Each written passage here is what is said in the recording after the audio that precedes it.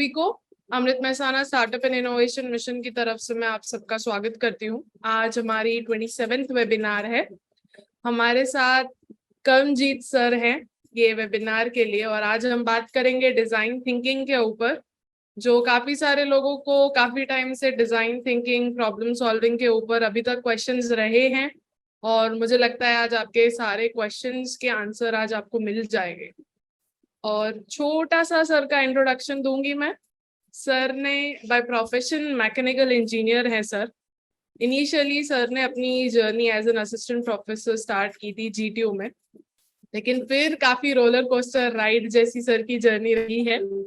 Sir जो है वो फाउंडर है डेस्क डेजी इनोवेशन सर्विसेज के, जहाँ पे वो लोग स्टार्टअप्स को मेंटोर करते हैं, और काफी सारे उनके प्रोग्राम्स है जिसके थ्रू स्टार्टअप अच्छे से परफॉर्म करे और अपने प्रॉब्लम्स को सॉल्व करे और मार्केटेबल प्रोडक्ट्स बनाए। इसलिए उनके ये सारे प्रोग्राम्स जो है उनके यहाँ पे अवेलेबल है। अगर आपको और सारी चीजें जाननी है तो आप लिंक्डइन पे भी उनसे कांटेक्ट कर सकते हैं। तो मुझे लगता है आपको प्रोग्राम्स के बारे में डिटेल मिलेगी। और अगर सर के बारे में बात मुझे लगता है करते रहेंगे तो काफी सारा समय जाएगा, क्योंकि सर ने 4,500 से ज्यादा स्टार्टअप्स को मेंटोर भी किया है। तो वो ये सारे स्टार्टअप्स के मेंटोरिंग का एक मुझे लगता है आपको एसेंस मिलने वाला है ये सेशन के अंदर। तो प्लीज ये सेशन का पूरा लाभ उठाएं। आप लोगों को मेरी ये रिक्वेस्ट है, आप लोगों को कोई भी क्वेश्चंस है आप चैट बॉक्स में अपने क्वेश्चंस को डाल सकते हैं। हम आगे आपके सेशन के एंड पे लास्ट 15 मिनट्स में आपके क्वेश्चन आंसर्स भी ले लेंगे। तो अभी आप पूरा ध्यान दें सेशन में। कुछ क्वेश्चंस हैं या कुछ भी है, आप प्लीज अपनी क्वेरीज कमेंट बॉक्स में डालिए, और अपना अटेंडेंस भी चैट बॉक्स में आप डाल सकते हैं। Sir, over to you. Thank you for coming. Thank you very much, Team Mehsana, and good afternoon to everyone. I hope you all are doing great. And आज हम लोग हिंदी और गुजराती में ज़्यादातर बात करने वाले हैं, ताकि सबसे ज़्यादा लोग जुड़े हैं उनको ज़्यादा से ज़्यादा बेनिफिट हो। एंड आज का हमारा जो टॉपिक है design thinking, A strategic approach for problem solving.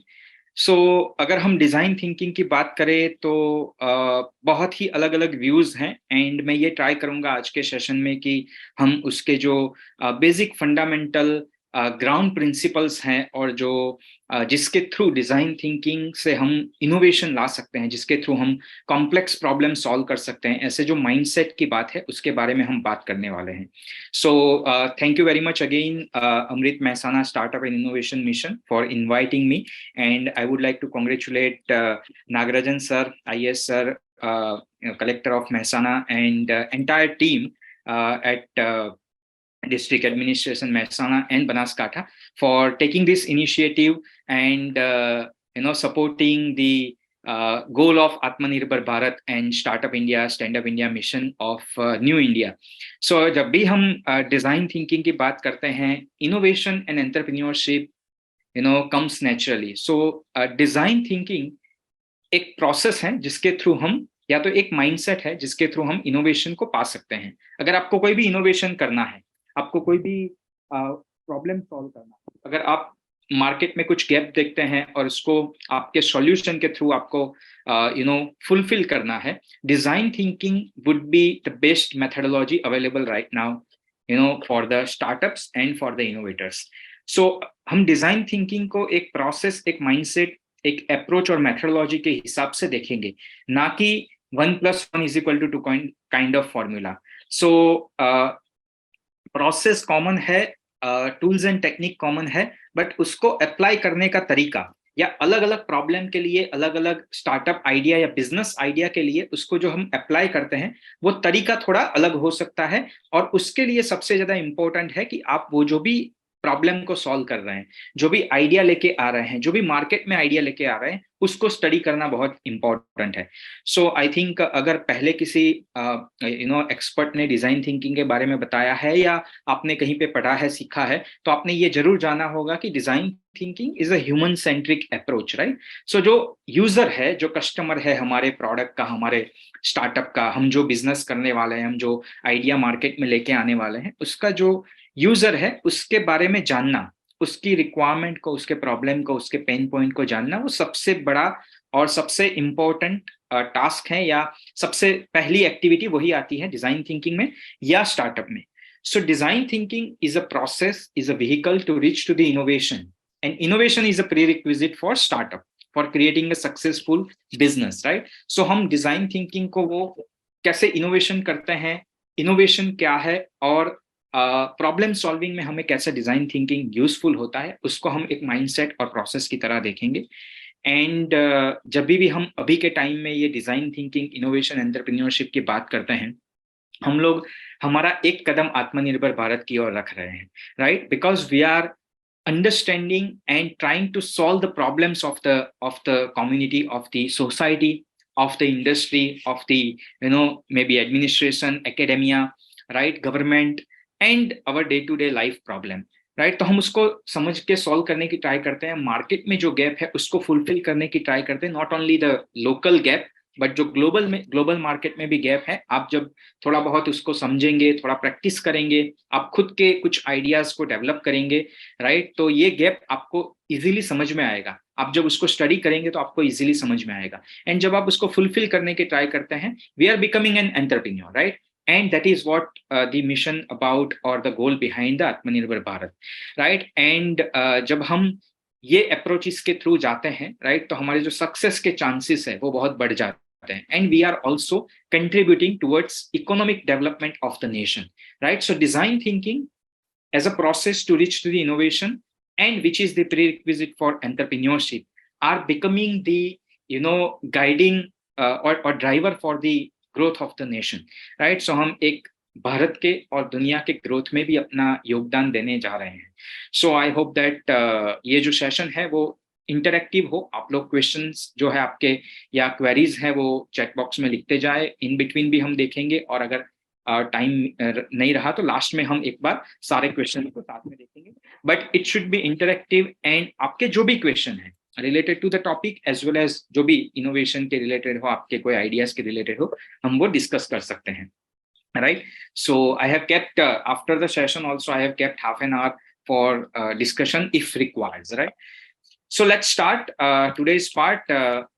Just before we start, I'll just briefly mention about my firm so that हम लोग सेशन के बाद भी contextually जुड़ पाए, और आपके कुछ questions हैं, आपके कुछ queries हैं, हम बाद में भी मिलके solve कर पाए, right? So Innodesk Design Innovation Services is my firm. I am the founder of it, and हम लोग design thinking, creativity, innovation, entrepreneurship और emerging technologies में deal करते हैं. हम उसमें courses provide करते हैं, हम उसमें ट्रेनिंग प्रोग्राम एंड वर्कशॉप देते हैं, हम उसमें कंसल्टिंग भी करते हैं इंडस्ट्री के लिए और स्टार्टअप और बिजनेसेस के लिए. We consider ourselves as a design driven innovation strategy firm. So जो भी हमारा क्लाइंट है, स्टूडेंट्स, फैकल्टी या स्टार्टअप्स हैं, तो वो हमें एक इनोवेशन स्ट्रेटेजी फर्म के हिसाब से देखते हैं, जहां पे at the end of the process और एंटायर वर्कशॉप और ट्रेनिंग और मॉड्यूल, राइट, एक इनोवेशन हम उनको प्रोवाइड करवाते हैं, right? We are inspired by this design thinking, human centric design. And हम लोग क्यों इंस्पायर्ड है, मैं आगे सेशन में आपको बात करूंगा. वी आर हैविंग और हमने बहुत सारे जो हाईली रेप्यूटेड और एजुकेटेड मेंटर्स हैं, एक्सपर्ट हैं, जो अलग अलग फील्ड से आते हैं, और सालों का उनका 20-25 साल का हर एक मेंटर का एक्सपीरियंस है, उनको हमने ऑनबोर्डेड किया है ताकि ये हमारे जो क्लाइंट है, स्टूडेंट्स हैं, फैकल्टी या स्टार्टअप्स हैं, उनको हेल्प कर पाए. Our mission and goal is to achieve this Atmanirbhar Bharat goal and establish NEP 2020 among the academia and institutions, right? By nurturing and enhancing creativity, problem solving, innovative and entrepreneurial mindset, skills and attitude among the young minds. And हम लोग ये सारा जो भी programmes, training programme या courses करते हैं, वो सारे हमारे कस्टम मेड कोर्सेज हैं, आपके रिक्वायरमेंट और कॉलेज और इंस्टीट्यूट के रिक्वायरमेंट पे हम बनाते हैं. And they are like practical hands on experiential learning module.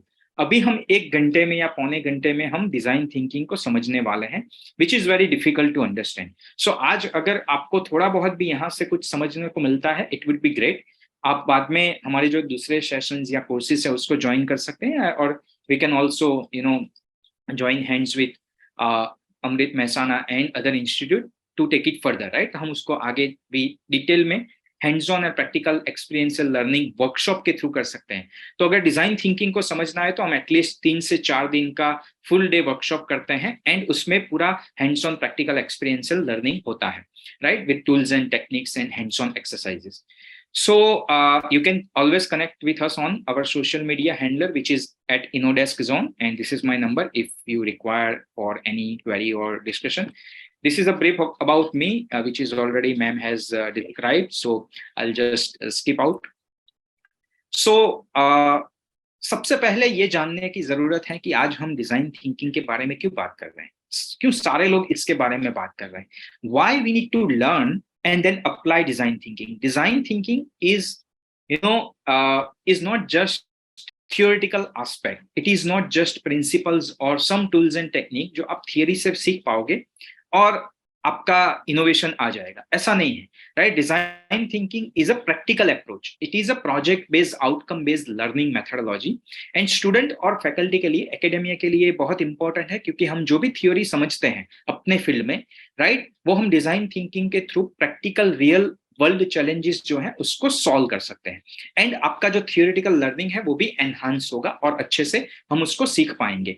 So when we are talking about design thinking, it is more about learning by doing approach, and इसीलिए सब लोग अभी उसके बारे में बात कर रहे हैं. So why design thinking, innovation and entrepreneurship is important.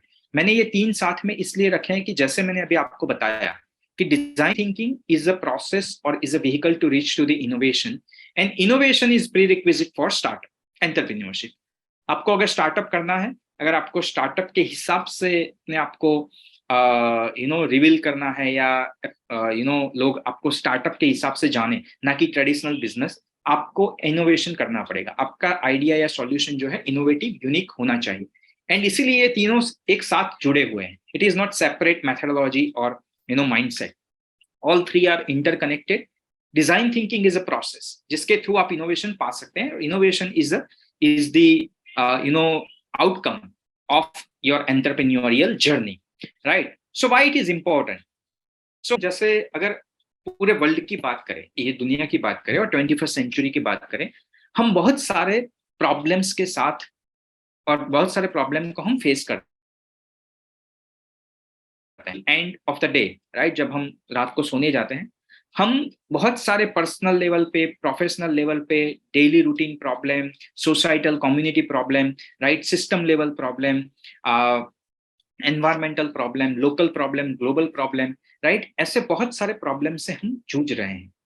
And all of this problem, ये सारे जितने भी प्रॉब्लम है, आप कोई भी प्रॉब्लम उठाए, आप कोई भी नीड उठाए, मार्केट में जो गैप है उठाए, राइट, अगर उसके सेंटर में देखेंगे, अगर वो सारे प्रॉब्लम्स में अगर आप कॉमन चीज ढूंढेंगे तो वो एक है ह्यूमन, वी, राइट. हम लोग कॉमन है, या तो वो प्रॉब्लम्स हमारे लिए हैं, या तो वो प्रॉब्लम हमारी वजह से है, राइट, हमने डेवलप किए हैं.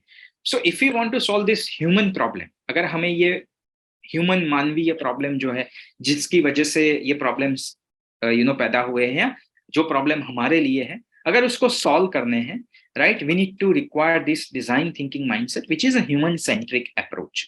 तो हम जो भी प्रोसेस करेंगे, प्रोसेस अप्लाई करेंगे, हम जो भी स्टेप्स को फॉलो करेंगे, हम जैसे जैसे इनोवेशन करते जाएंगे, उस सारे प्रोसेस के प्रोजेक्ट के सेंटर में लोगों की रिक्वायरमेंट, लोगों के प्रॉब्लम, लोगों के नीड रहेंगे, जो हमें सबसे पहले आइडेंटिफाई करना है, right. So design thinking is very much important to bring to that innovation, right, to solve that complex problem which we are facing right now, right. Second thing, अगर हम वर्ल्ड लेवल से एक particular industry level पे आते हैं, सो सारे industry को innovations चाहिए. आफ्टर कोविड हमने देखा कि कोविड में बहुत सारे इंडस्ट्री को प्रॉब्लम हुआ. आफ्टर कोविड अगर हम देखें तो सारे इंडस्ट्रीज 180 डिग्री चेंज हो गए हैं, एंड उनके सामने बहुत अलग अलग कॉम्प्लेक्स प्रॉब्लम है, अनसर्टन प्रॉब्लम है. अब उसको सॉल्व करने के लिए इनोवेटिव माइंडसेट चाहिए. सो इनोवेशन तो चाहिए, लेकिन उससे ज्यादा इनोवेटिव माइंडसेट चाहिए. तो डिजाइन थिंकिंग, इनोवेशन और एंटरप्रेन्योरशिप जब आप सीखते हो एज अ स्टूडेंट, आप फैकल्टी भी हैं, कुछ प्रिंसिपल या टीचर्स भी जुड़े हैं.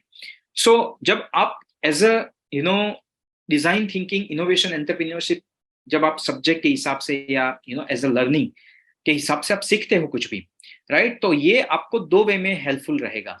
आफ्टर ग्रेजुएशन, जब भी आप स्कूल कॉलेज से बाहर आएंगे, आपके सामने दो रास्ते हैं, right? Either you become the entrepreneur, आप स्टार्टअप स्टार्ट करोगे, और either you go for the job. Even अगर आप जॉब में जाएंगे, क्योंकि अभी जितने भी लोग जुड़े हैं वो सारे लोग तो स्टार्टअप करने वाले नहीं, राइट? तो जब आप जॉब में भी जाओगे, ये आपको हेल्पफुल रहेगा, क्योंकि ये प्रैक्टिकल बेस्ड लर्निंग है। जो भी 21st सेंचुरी इंडस्ट्री को जॉब के लिए जो भी स्किल्स रिक्वायरमेंट है, वो आपको ये डिजाइन थिंकिंग, इनोवेशन और एंटरप्रेन्योरियल जर्नी से मिलेगा, क्योंकि ये प्रैक्टिकल प्रोजेक्ट बेस्ड लर्निंग है। जो भी आप अप्लाई करते हो उससे आप सीखते हो, राइट? एंड थर्ड लेवल पे इंडिविजुअली भी हम बहुत सारे डेली लाइफ में प्रॉब्लम्स फेस करते हैं। अगर उसको भी सॉल्व करना है, you will require more creative, holistic and out of box thinking mindset, जिसको हम बोलते हैं out of box thinking mindset.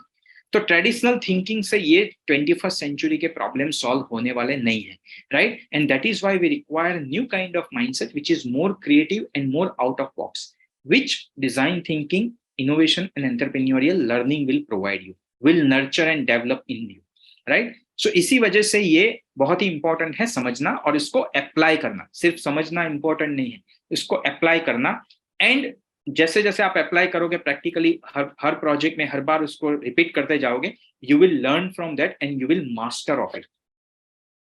सो आपको कुछ यहाँ पे नंबर दिख रहे हैं। First figure is 22 crore and second is 220 crore. So पहला जो फिगर है, 22 million people are unemployed in India at this moment. 22 crore जो यंगस्टर्स हैं वो इंडिया में अनएम्प्लॉयड हैं, और पूरे वर्ल्ड में 220 करोड़ अनएम्प्लॉयड हैं, right? So second reason why this things are important, and क्यों government, academia, industry, businesses, startup सारे लोग इसके बारे में बात कर रहे हैं, because unemployment is rising day by day. If you want to reduce, और एज ए एकेडेमिया हमें अगर रिड्यूस करना है, तो हमें यंग माइंड को, यंगस्टर्स को जो है जॉब सीकर से जॉब गिवर के पोजीशन पे लाना पड़ेगा, कि सिर्फ वो जॉब सीख ना करे, जॉब को ढूंढे नहीं, जॉब प्रोवाइड भी करे। तो अगर एक छोटा सा स्टार्टअप आप जब चालू करते हो, छोटी सी कंपनी चालू करते हो, आप 3 से 10 लोगों को एम्प्लॉय करते हो, एंड अगर वो बड़ी कंपनी बन जाती है तो 50, 100, 200, 300, 1000 लोगों को आप एम्प्लॉय करते हो, right? So we need to move from job seeker to job giver mindset, right? By becoming an innovator and entrepreneur. Another thing is why it is important and why this is the time, why this is the right time for you guys. जो आप student है, आपके लिए बहुत important क्यों है? Because it will provide you the skill development which is required for 21st century, जो आपको दोनों वेज में, जैसे मैंने बताया कि आप अपना खुद का स्टार्टअप या बिजनेस करते हो, उसमें भी हेल्पफुल रहेगा, और आप जब जॉब में जाओगे तो उसमें भी आपको सपोर्ट करेगा, हेल्पफुल होगा। बहुत सारा government funding and grants available है, तो SSIP और बाकी के ग्रांट्स आप हर बार सुनते हैं ये माध्यम के थ्रू, तो आपको बहुत सारे ग्रांट्स एंड फंड्स अवेलेबल हैं, अवार्ड्स एंड रिकग्निशन अवेलेबल है, होता है, अप्रिशिएशन होता है। जब आप एक छोटा सा आइडिया लेके आते हो, आपको कलेक्टर साहब बुला के आपको अगर अवार्ड देते हैं या सर्टिफिकेट देते हैं, it's a big thing, right? So उससे आपको मोटिवेशन मिलेगा, उससे आप छोटे से प्रॉब्लम से लेके बड़ा प्रॉब्लम सॉल्व करने के लिए आपको वो बूस्टअप मिलेगा, right? And during the student life it is the least risk, क्योंकि आप अगर मान लो कि I am the age of 38 and अगर मुझे या किसी को 35, 38, 40 एज की 40 की एज में अगर स्टार्टअप करना है, बिजनेस करना है, इट इज वेरी टफ, क्योंकि हमारे घर का लोन, कार का लोन होता है, फैमिली होता है, बीवी बच्चे, राइट? एक स्टेबल जॉब होता है, राइट? आप 35 की एज में अगर बिजनेस नहीं किया है तो आप जॉब में होते हो, और स्टेबल जॉब होता है आपका अच्छा।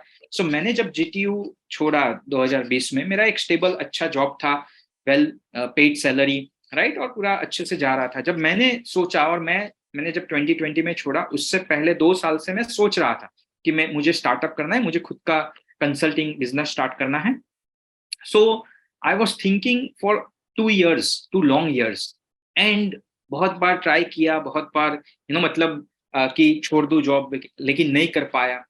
तो ये इसलिए होता है कि बहुत सारे रीजंस होते हैं पीछे, बहुत सारे एक्सक्यूजेस होते हैं। ये भी डर लगता है कि अगर फेल हुए तो लोग क्या कहेंगे, फैमिली क्या कहेगा, कितना अच्छा जॉब था और छोड़ के आपने ये किया और फेल हो गए, और उसके बाद 2-3 साल बिगाड़ के वापस जाना, it is very difficult. But for you guys student, आपको ऐसा कोई रिस्क नहीं है।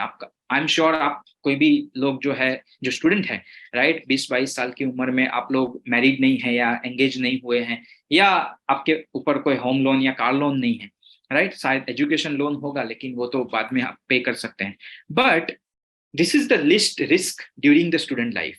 एंड उसके ऊपर आपको फंडिंग और ग्रांट मिलता है, आपको प्रोटोटाइपिंग और मेंटरशिप का सपोर्ट मिलता है, सारे सपोर्ट अवेलेबल है। तो आज के टाइम में अगर कोई स्टूडेंट या कोई भी आके मुझे ये बोलता है कि सर मेरा आइडिया इसलिए नहीं चल रहा है या इसलिए मैं डेवलप नहीं कर रहा हूँ क्योंकि मेरे पास रिसोर्सेस नहीं है, मेरे पास फंडिंग नहीं है, I am saying you are a wrong. आप पागल हो, आपको पता नहीं है कि फंडिंग या रिसोर्सेस कहाँ से लाने हैं, राइट, आपको पता नहीं है कि रिसोर्सेस और फंडिंग कहाँ से मिलेगा, तो आप फाइंड आउट करो and work on your idea, right. So you just need to start working, सारी चीजें आपको मिल जाएगी, राइट। एंड इसीलिए Amrut, Mehsana, SSIP and other जो इंक्यूबेटर्स और कॉलेजेस में सपोर्ट मिलता है वो अवेलेबल है, गवर्नमेंट ने सारी चीजें अवेलेबल किया है। एंड ग्रांट और फंडिंग जो है, गवर्नमेंट फंडिंग और ग्रांट जो है, वो ग्रांट है तो आपको वापस करने की जरूरत नहीं, उसके ऊपर आपको इंटरेस्ट देने की जरूरत नहीं। So kindly utilise that funding, right. Now let's first understand what is the basic difference between a business, a traditional business and a startup, right. तो ट्रेडिशनल बिजनेस क्या है? अगर मान लो कि ये कलेक्टर साहब की ऑफिस के बाहर कोई चाय की टपरी लगाता है, चाय नहीं ला रही है कोई college, and they come to them and said कि सर हमने चाय की टपरी ओपन की है, दुकान ओपन की है और हमें 10 लाख का फंडिंग चाहिए। So team Mehsana can not provide the funding for just opening a tea stall, right.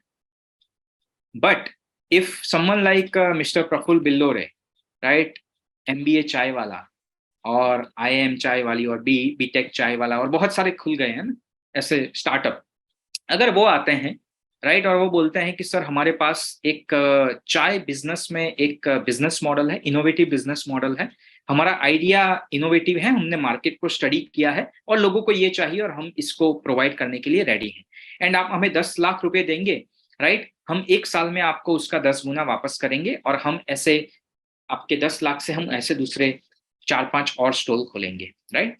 Then government or someone will provide the money. So what is the difference, right? The difference is, are you solving the pain points or fulfilling the market? Very first question will be asked.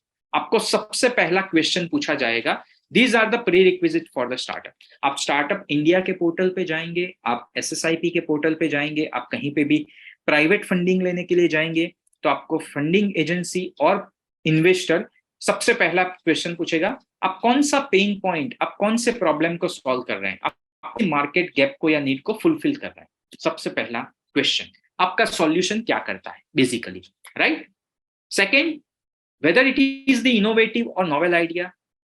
10,000 लोग चाय बेचते हैं, right, Gujarat में, या मान लो अहमदाबाद में या मेहसाना में तो हजारों लोग चाय बेचते हैं, आप अलग क्या कर रहे हो, right? So whether it is innovative and novel idea. Now when innovative idea, जब हम innovation की बात करते हैं, novel idea की बात करते हैं, right? So ऐसा जरूरी नहीं है कि आप out of the world से कोई आइडिया लेके आओ जो दुनिया में कभी नहीं हुआ हो। आप वही चाय को, वो यही वाटर बॉटल को आप वैल्यू ऐड करके बेच सकते हो। सो मैं यही बॉटल अगर मान लो 300 रुपए में मिलता है, इसमें कुछ वैल्यू ऐड करता हूं, मैं उसको 1000 रुपए में मार्केट में आराम से बेच सकता हूं। So the third thing come is a value proposition. So आपका जो सॉल्यूशन है वो क्या वैल्यू ऐड कर रहा है यूजर के लाइफ में, उसको पैसे के सामने क्या वैल्यू मिल रहा है, right. And fourth and fifth is scalable and impactful idea. So जो चाय की लारी ओपन कर रहा है आपके कॉलेज स्कूल के बाहर बंदा, उसका आइडिया स्केलेबल नहीं है। जब आप उसको पूछोगे क्या बिजनेस मॉडल है, तो बोलेगा साहब पता नहीं, मैं तो सोच रहा हूँ कि कुछ प्रॉफिट आएगा तो मैं 4-5 साल में दूसरे 2-3 स्टॉल और खोलूंगा। लेकिन MBA चाय वाले को या स्टारबक्स को या मैकडोनाल्ड को जब आप पूछोगे, राइट, फंडिंग क्यों चाहिए, राइट, तो उसका बिजनेस मॉडल बड़ा होता है, स्केलेबल होता है, राइट, इम्पैक्टफुल होता है। Now impact can be measured in various way, right. एक स्टार्टअप, एक बिजनेस के लिए इम्पैक्ट मतलब ज्यादा से ज्यादा कस्टमर और रेवेन्यू और प्रॉफिट की बात होती है।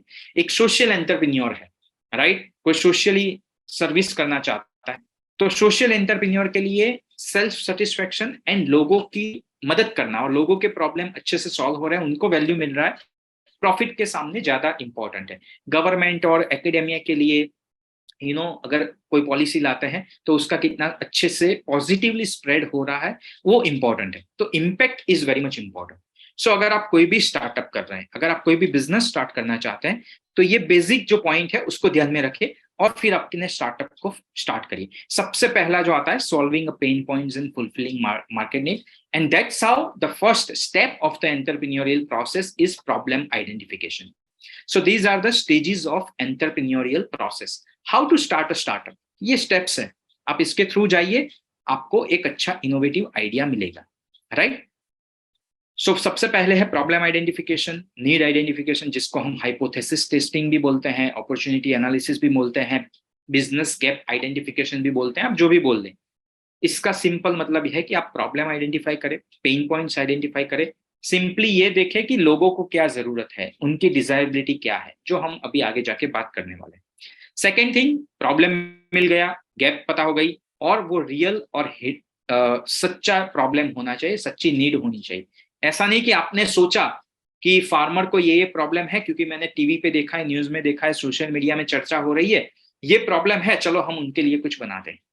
ऐसे वाला प्रॉब्लम नहीं, ऐसे वाला नीड नहीं, आप बैठ के सोचोगे वैसा नहीं, right? It's not about you, it's about your user, right? So user का जो प्रॉब्लम है, आपको उसको जाके ढूंढना पड़ेगा, ऑब्जर्व करना पड़ेगा उनको, उनके साथ इंटरव्यू करना पड़ेगा, बातें करनी पड़ेगी और समझना पड़ेगा।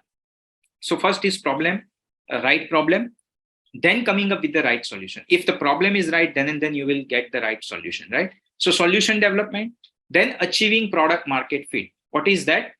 आपने जो प्रोडक्ट बनाया है वो मार्केट फिट, मार्केट के नीड के साथ फिट हो रहा है कि नहीं, प्रॉपर है कि नहीं, राइट? वो देखना, वो हो गया। उसके बाद develop your business plan, business model, create your venture legally, जो भी आप एलएलपी या प्राइवेट लिमिटेड बनाते हैं, एचआर पॉलिसीज, ऑपरेशनल पॉलिसी, ये सब क्रिएट करते हैं। सो create your venture, acquiring and tying up with the funding resources. एक बार ये हो गया, फंडिंग मिल गया, उसके बाद आपका प्लान इंप्लीमेंट करो, scale and grow the venture.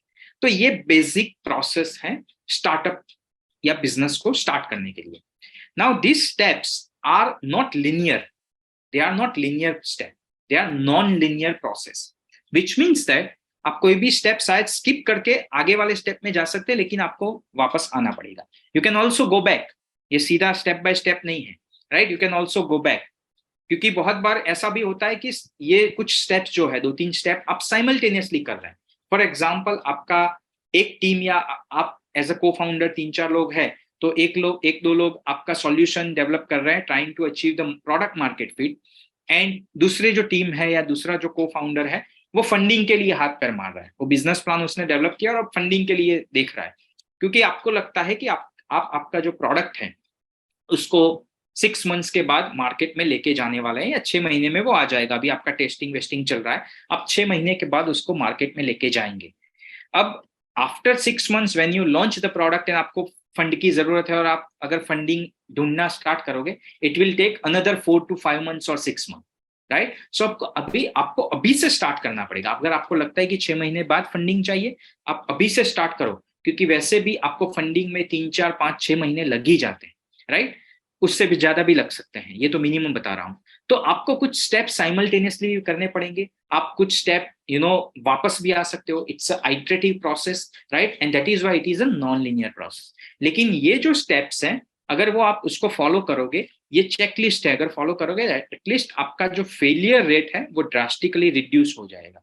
Success ratio जो है, सक्सेस रेट जो है, वो इंक्रीज हो जाएगा, एक्सपोनेंशियली इंक्रीज हो जाएगा। सो ये कुछ जो स्टेप्स है वो based on success and failure of the startups, उसके ऊपर से डिराइव किए गए हैं, right? And this is where design thinking comes into the picture, right? सबसे पहले 3 स्टेप है, problem identification, solution development and iteration, achieving product market fit, right? यहाँ पे डिजाइन थिंकिंग परफेक्टली फिट होता है। उसका मतलब ये नहीं है कि उसके बाद जो आप स्टार्टअप्स में प्रोसेसेस करोगे उसमें डिजाइन थिंकिंग इंपॉर्टेंट नहीं होगा, because innovation and startup, right, needs iterations, needs pivoting of your idea or solution continuously. आपको एक फ्लेक्सिबल माइंडसेट के साथ रहना पड़ेगा, आपको एडेप्टेबल बनना पड़ेगा। जैसे ही मार्केट की नीड चेंज होती है, लोगों की रिक्वायरमेंट चेंज होती है, टेक्नोलॉजी चेंज हो जाती है, गवर्नमेंट का नया रूल आ जाता है, आपको फटाक से आपका जो सॉल्यूशन है उसको आइट्रेट करना पड़ेगा, उसको पिवोट करना पड़ेगा, राइट? सो उसी वजह से आप जो है मार्केट में या कम्पिटिटिव मार्केट में टिक पाएंगे, otherwise you will be out of the market. So हमने बहुत सारे एग्जांपल देखे हैं, like Nokia and Ambassador and बहुत सारे हमारे सामने एग्जांपल है, right? But and there are examples like Airbnb or this Rapido, right? So Rapido जब before the COVID जब वो start हुआ तो they were fighting well with the Uber and Ola. So Uber और Ola को tough competition दे रहे थे। जैसे ही COVID आया, Uber को, Ola को और Rapido को, तीनों को फटका लगा, लेकिन Rapido ने तुरंत ही उनका जो बिजनेस मॉडल है वो चेंज किया। So Rapido is a bike taxi service, right? आपको बाइक पे लेके जाएंगे या टू व्हीलर पे लेके जाएंगे। सो वो फास्ट ग्रो हो रहा था, लेकिन जैसे ही कोविड आया उनका ग्रोथ रुक गया एंड उन्होंने तुरंत ही पिवोट किया उनका आइडिया। पहले वो लोगों को ले जा रहे थे, अभी वो ग्रोसरी और सारी चीजें डिलीवर करने लगे, दवाइयाँ और वो सारी चीजें, क्योंकि कोविड के टाइम पे उसकी सबसे ज्यादा डिमांड थी, राइट? तो उन्होंने रैपिडली उन्होंने जल्दी से उसको एडेप्ट किया, चेंज को, जो अनसर्टन प्रॉब्लम्स आए उसको सॉल्व किया एंड उन्होंने पिवोट करके फिर से वो ग्रोथ ट्रेजेक्टरी पे आगे बढ़ने लगे। So design thinking is a iterative process, as I said, and वो पहले जो इनिशियल लेवल पे, स्टार्टअप के इनिशियल लेवल पे तो बहुत ही इंपॉर्टेंट है, लेकिन बाद में भी आपको हेल्पफुल रहेगा। जब आप इंप्लीमेंट कर रहे हो, जब आप बिजनेस प्लान क्रिएट कर रहे हो, जब आप स्केल और ग्रो कर रहे हो, तभी भी आपको ये iterative nature of design thinking will be helping you a lot, right? But ये पहले 3 स्टेप हैं, वहां पे ज्यादातर हमें हेल्पफुल होता है। तो let's now talk about design thinking. So design thinking is not just for a designers. हम जब डिजाइन थिंकिंग की बात करते हैं तो ज्यादातर लोग बोलते हैं कि सर हम तो आर्ट्स से, कॉमर्स से, हम इंजीनियर है, हमें डिजाइन थिंकिंग की क्यों जरूरत है? क्योंकि उनको लगता है कि ये सिर्फ डिजाइनर्स के लिए। Design thinking is a mindset behind the designers. अब वो माइंडसेट अगर आप भी सीख लेंगे तो आपको बहुत हेल्पफुल होगा, क्योंकि design means creating something, right, which solves the problem, which make our life better. तो किसी ने ये वाटर बॉटल बनाया, राइट, इसको शेप, साइज एंड स्ट्रक्चर दिया, ये डिजाइन है, वाटर बॉटल का डिजाइन है, राइट, और उससे मेरा लाइफ बेटर है, क्योंकि मुझे उठ के नल के वहां पानी पीने नहीं जाना पड़ेगा, मटका जहां रखा है वहां पे नहीं जाना पड़ेगा। I can carry this bottle, right, it makes it more friendly, user friendly. So design is developing a structure and giving a functionality, but उसके पीछे जो माइंडसेट है, उसके पीछे जो पूरा अप्रोच है, प्रोसेस है, वो है design thinking. So design is a part of design thinking. अगर डिजाइन थिंकिंग को एक बड़े लेवल पे हम देखें तो design is one of the part of that design thinking. और जो डिजाइनर माइंडसेट यूज करते हैं टू डिजाइन समथिंग, राइट, वो है design thinking. So it's a way, mindset and approach of solving problems और satisfying needs through innovation, and innovation needs to be meeting with the users expectation. So ऐसा innovation जो user की expectation, user की desirability के हिसाब से हो, and that's what the definition of design thinking को हम उसको देखेंगे। But innovation is not a miracle, it is not a eureka moment. Innovation suddenly नहीं होता है, right? Innovation is not the overnight thing कि एकदम आप बैठे चलो इनोवेशन करते हैं और हो गया। It requires hard work, persistent and consistent effort। आप बहुत बार फेल होंगे, वापस करेंगे। So iteration, it's a iterative mindset. Design thinking never encourages the failures, but it will help you to solve your problem, or it will help you to iterate from the failure. So learn from the failure and you will easily iterate it. So वो पूरा process उसी को हमें, वही mindset हमें सिखाता है। So innovation is not a miracle, it is not overnight thing. It will require time, efforts, hard work, right, and some resources at the later stage, of course, right? It is a structured and thoughtful process. Innovation, entrepreneurship, startup is not a trial and error method. तो आप ऐसा बोलोगे कि चलो हम ये startup कर देते हैं और देख लेंगे जो भी होगा, ऐसा नहीं है। अगर आप समझेंगे कि इनोवेशन कैसे होता है, अगर आप समझेंगे डिजाइन थिंकिंग प्रोसेस कैसे अप्लाई होता है, अगर आप समझेंगे एंटरप्रेन्योरशिप कैसे, एंटरप्रेन्योरियल जर्नी कैसे रन होती है, आपको इजी हो जाएगा and you will learn from it and grow very well. आप जल्दी से ग्रो कर पाएंगे, आप जो भी गलतियां होंगी उसको जल्दी से मिटिगेट कर पाएंगे। So it is structured and thoughtful process, and that process is called as an design thinking. So now so this was my try to explain you why design thinking, why innovation and why entrepreneurship. So I hope that आपको समझ में आ रहा होगा कि क्यों हम सीख रहे हैं, हम क्या सीख रहे हैं या क्यों ये important है, right?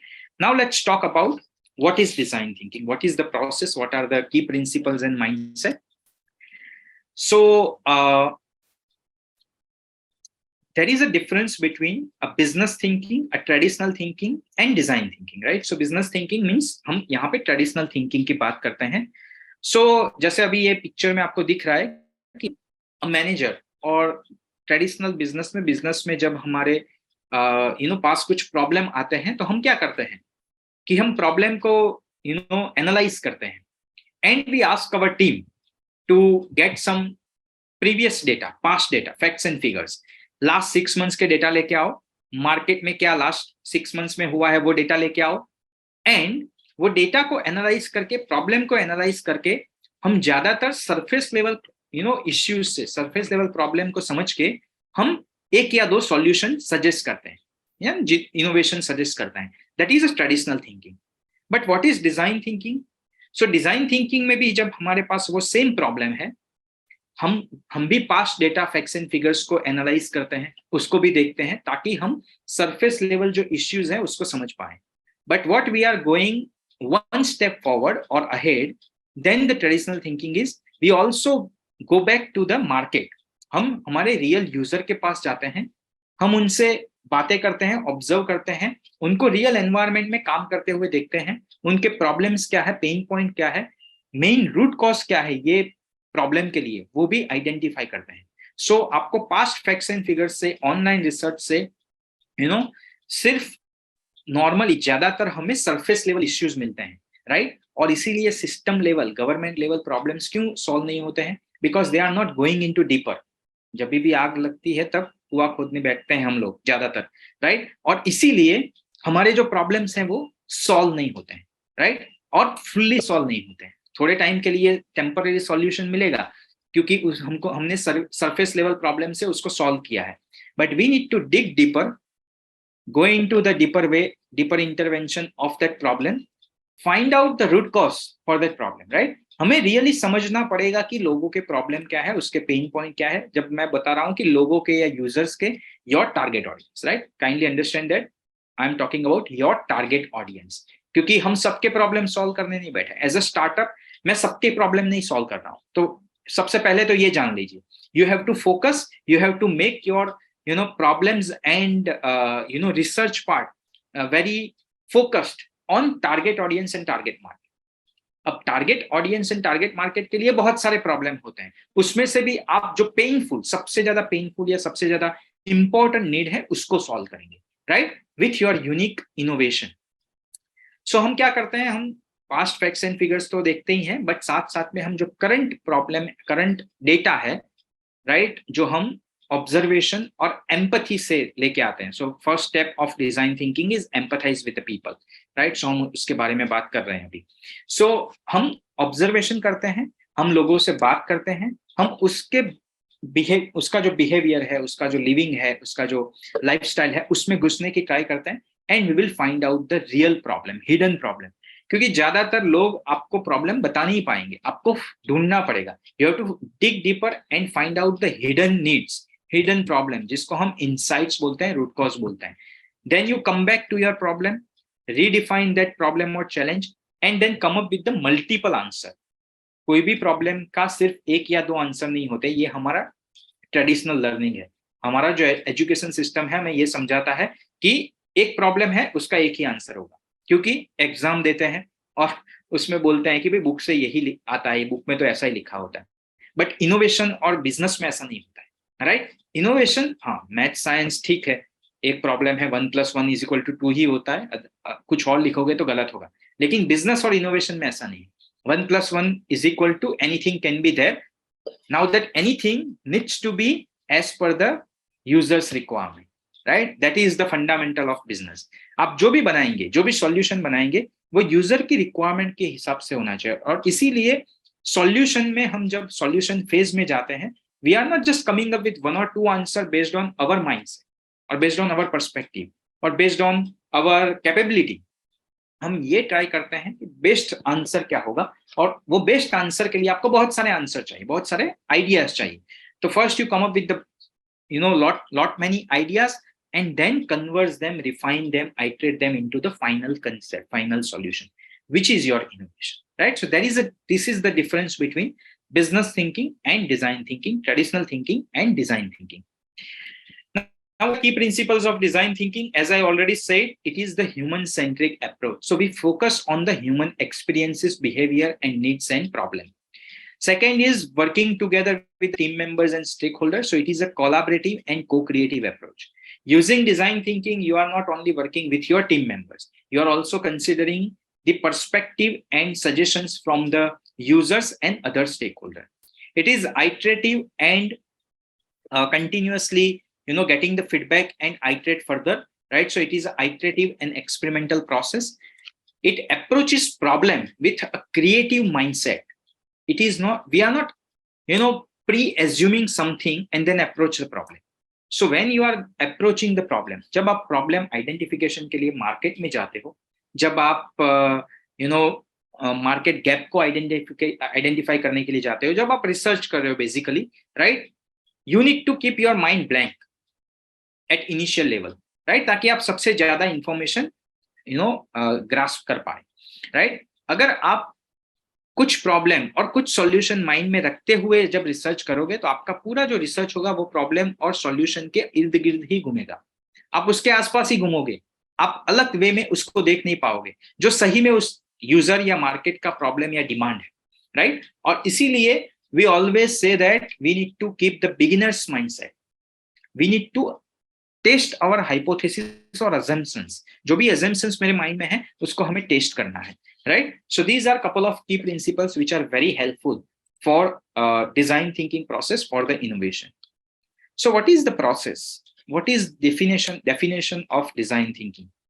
So design thinking is a human centric approach. So सबसे पहले मैंने बोला human centric approach है for innovation. It is the human centric approach for innovation which integrate three things: needs of the people, possibilities of the technology, and requirement for business success. Now let us understand this definition with this graphic in a better way. So जो मैंने आपको तीन चीजें बताई, need of people, possibilities of technology, and requirement for business success. So these are the three things, right? So basically जब भी आप कोई प्रॉब्लम सॉल्व करते हैं, जब भी आप कोई इनोवेशन लाना चाहते हैं, कोई सॉल्यूशन लाना चाहते हैं, right? Whenever you want to come up with the startup or business idea, right? Or working on a startup or business idea, you need to integrate these three things: people's desirability, business viability, and technological feasibility, right? And these three things are also called as an three lenses of innovation. आपको आपका innovation ये three lenses के through develop करना है. सबसे पहले आता है people's desirability. First and foremost, you will identify people's desirability. Whether जो भी मैं बना रहा हूँ, मैं सॉल्यूशन जो भी क्रिएट कर रहा हूँ, मैं जो भी आइडिया डेवलप कर रहा हूँ, वो लोगों के लिए डिजायरेबल है कि नहीं. लोग मतलब पीपल मतलब आपके टारगेट ऑडियंस, आपका यूजर, आपका कस्टमर. सो वो जो कस्टमर है, यूजर है, वो उसको बाय करेगा, यूटिलाइज करेगा, राइट? उसके लिए ये डिजायरेबल है कि नहीं, उसकी रिक्वायरमेंट, उसकी नीड है कि नहीं. सबसे पहले ये फाइंड आउट करना है, मार्केट गैप है कि नहीं, मार्केट नीड है कि नहीं, राइट? अगर ये मिल गया कि हाँ, this is the requirement, this is the gap, this is the need, these are the problems, now then see how you can feasibly innovate it, how you can make it feasible. तो ये problem तो है, अब मैं उसको कैसे solve कर सकता हूँ using technology and resources available, और what kind of resources and technology I need to apply, right? मुझे सीखना पड़ेगा, या मैं किसी के साथ कोलैबोरेट करूंगा, या मैं हायर करूंगा लोगों को, right? So technological feasibility and resource feasibility is the second part. And third, how I will make money, business viability, मैं कैसे प्रॉफिट या रेवेन्यू कमा पाऊंगा, राइट? सो ये तीन क्वेश्चंस आपको पूछना है. why I am doing something, any business, any startup, why I am solving this problem, is there a people's desirability, why, what kind of technology and resources I will be integrating or requiring, right? Technological feasibility, and how I will make money, right? So why, what, and how, when you answer these three questions using design thinking process approach, using tools and technique of design thinking, you will always get the experience innovation. Now, why this experience innovation is important? So as I said, we are inspired by design thinking process. We are inspired by human centric approach, right? So ये जो experience innovation है, it is nothing but the value proposition USP of your idea, right? आजकल अगर आप market में देखें, आप कोई भी प्रोडक्ट लेने जाए, आप कोई भी सर्विस लेने जाए, right, you are not just buying that product और सर्विस, आप उसके पीछे का एक्सपीरियंस बाय करते हैं. फॉर एग्जाम्पल, आप मोबाइल लेने जाए, smartphone, so you are not just buying the Samsung, OnePlus और Apple iPhone, right? A mobile phone. You are buying the experience behind it, right?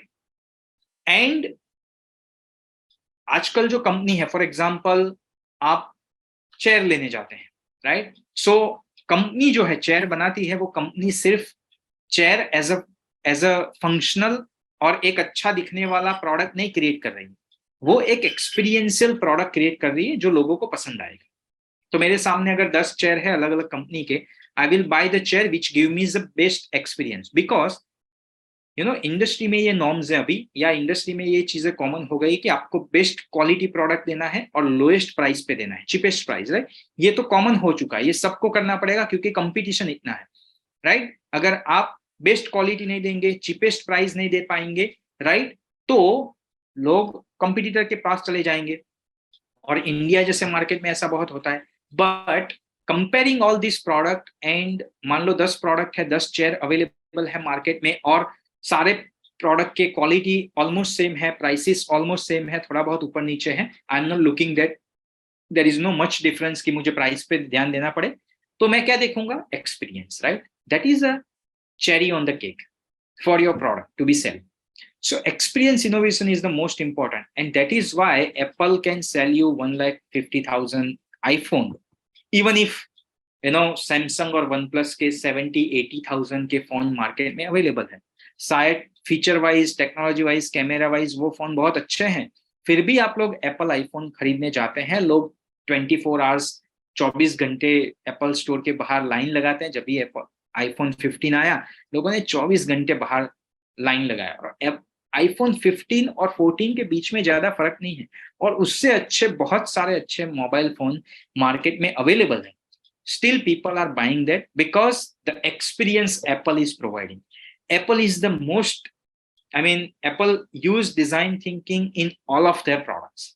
अगर आप Apple के case studies देखोगे, बहुत सारे डिजाइन थिंकिंग के बेस्ड उन्होंने case study बताए हैं, और ऐसे बहुत सारे कंपनी है, स्टार्टअप्स हैं, गवर्नमेंट, इंस्टीट्यूट और एकेडेमिया है जो अभी डिजाइन थिंकिंग यूज करते हैं, राइट? सो आप गूगल पे थोड़ा जाइए, सर्च करिए और कुछ केस स्टडीज को देखिए कि लोगों ने कैसे डिजाइन थिंकिंग को यूज करके, पर्टिकुलरली जो एमएनसी कंपनी है और स्टार्टअप्स हैं, उन्होंने कैसे डिजाइन थिंकिंग को यूज करके $1 billion कंपनी बनाया है. You will understand that how and why they are using it, right? So this is most important, that you create the experience innovation, not just innovation, experience innovation, right?